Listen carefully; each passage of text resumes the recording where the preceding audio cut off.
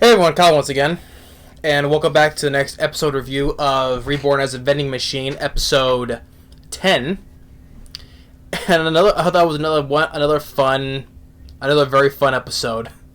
Because basically the good, almost like pretty much this good half of this episode was pretty much about an eating contest. So like, already started that. How would like a few episodes ago, where at this when they were at that like inventing contest, I think, or inventing show, whatever it was, and we had our a group of people from the village, right? Like especially the woman at the table is like, you think it look like she looks so villainous, like this, and they're like conspiring with the other guys, right? But it turns out they just work in the restaurant business, So, but here we get the same vibe, right? Where the same woman who was talking to the other guys, right? Talking like this. We have like this neon pink filter, and she's talking like sort of in a villainous manner. But it turns out they just wanted it because they want to prove more on the food business. So after the successful of Boxo Amos botching up their other rival business with those fake vending machines, which that was very funny too. So they wanted to decide to boost up business by having an eating contest. So and the people who are participating, of course, we have Lamus, and then you have those little Tasmanian devil kids, and one of the hunters named Shui. She's one with she's been part of the hunting group she has the bow and arrow, and she has the gray hair, and she's one of also a big eater too, and among some others too, and they have by the time they have a prize, of course, at the end, right?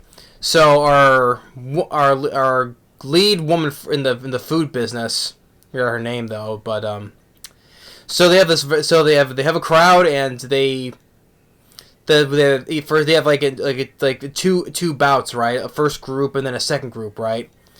The first group is with the Tasmanian Devil kids and the hunter girl, Shui. So a lot of people tend to finish. Of course, they have those two guards we see all the time. They didn't get to finish eating, so they're disqualified. The kids and Shui and this other big guy, make it through, and because a lot of people are surprised that the hunter girl, the archery girl, Shui, they are surprised that she eats quite a lot though. I'm like, kind of say, is she kind of like a bottomless pit, They didn't say that, but that's why I think. That's why I said it kind of lays into that type of metaphor. And then the next group of people, one with that Lamus is in, and some other ones too, I forget.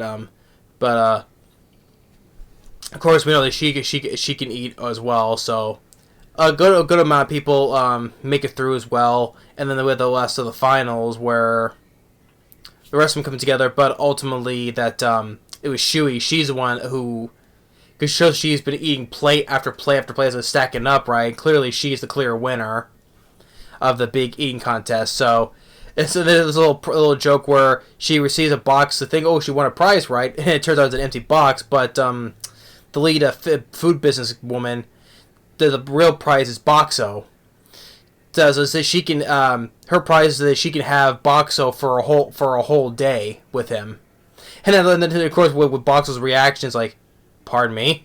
It's like he did not know that he himself was the prize. So Shuri gets to have him for a day. But of course, Lamus has to come along with him. But she gets to take it wherever she gets to take it wherever she goes. So where the place they go to is like an origin sanctum, right? Where she describes an origin sanctum. It's like this an underground cave, like almost it's like an underground village, because you see some buildings down there, And so the rest of those hunters like, okay, you're taking him over there. Even Captain Cowboy's like, okay, but you'd think he was gonna do something with Boxo, but it turns out when he goes, but they said that they're gonna go down there. It's like, okay, never mind, I yield to that. So when they take him down, it's like there's a bunch of buildings, like an underground village in a cave, and it's a place where Shui goes to, because there's a bunch of these abandoned kids, which as she describes, right, and this woman who takes care of him, this elder woman who takes care of him, right, she's like the director down there, basically, what she says, and like all the kids are happy to see her, and they present Boxu to them. And Boxo, being a big helper as he is, giving them good food, and like even with the sodas, right, the Coca-Cola basically, or again when he changes his shape, when it turns into the balloon vending machine, gives kids balloons, or with the big old water machine, just spraying them, to make them play in the water, and then when they're with their clothes, changes into another form of washing machine, and then we get with when he goes to taking the bath, I mean, another new form of him, because he's been getting all these ranks up, so he gets another new form. He changes to a hot water machine, a hot water vending machine, so a hot spring machine. So he fills the bathtub with very warm water, and they can have their little bath time. So yeah, he's just like, all the kids are so impressed with him and all that, just changing to all these different kinds of things. Then later in the nighttime, where Shui goes and talks to Boxo, explaining about this place, how like there's no sunlight, it's always dark though. They don't know what time it is in the day. But she also explains about where these kids are abandoned. It's like they say like I think she was explaining like some people like when they go to this place it's like they pass or not, and that's how they get to go up to the surface. I didn't get it to full understand, but I think it's like they pass it and go to the surface. I think I don't know what was that a whole little origin sanctum story there.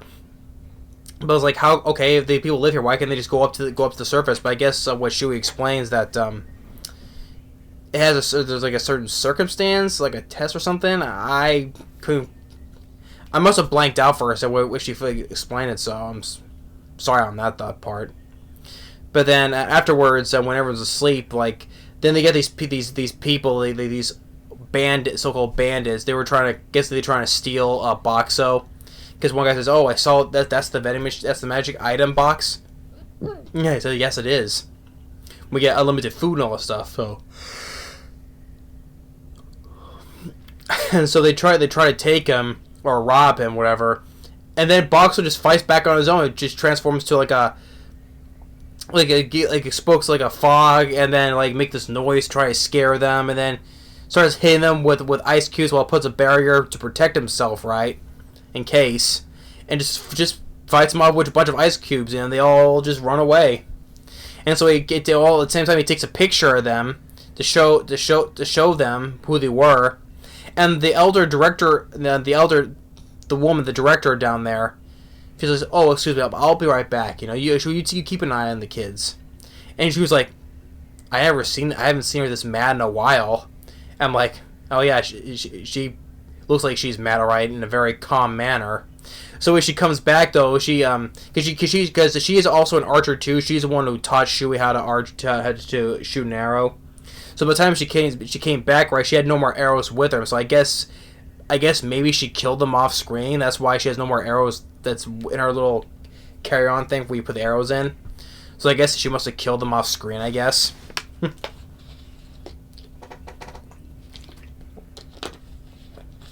So, and then like Boxel's like all very happy about everybody, and even Lamus is happy with these kids, and everyone else. But I thought it was another fun episode, like the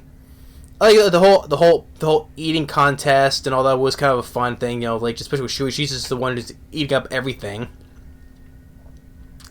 The whole thing is like how the show, like from the same thing like from before with the lead businesswoman, just talking like how she was from before, like almost like in a villainous manner. We have this pink filter over her, right?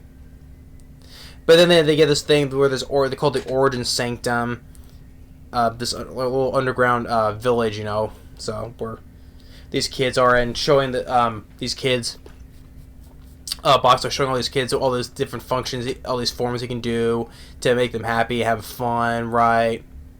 And then Boxo can just defend himself all on his own by scaring those bandits off with ice cubes and fog and creepy noise too, like from a washing machine, noise.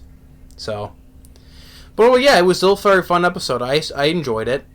Nothing where last I saw was an eating contest. But but I still, like I said, it was still a very fun series. Like I said, this series has been a very fun series. Creative in a lot of ways. Like shows like there are very different types. There are real life vending machines like those out there.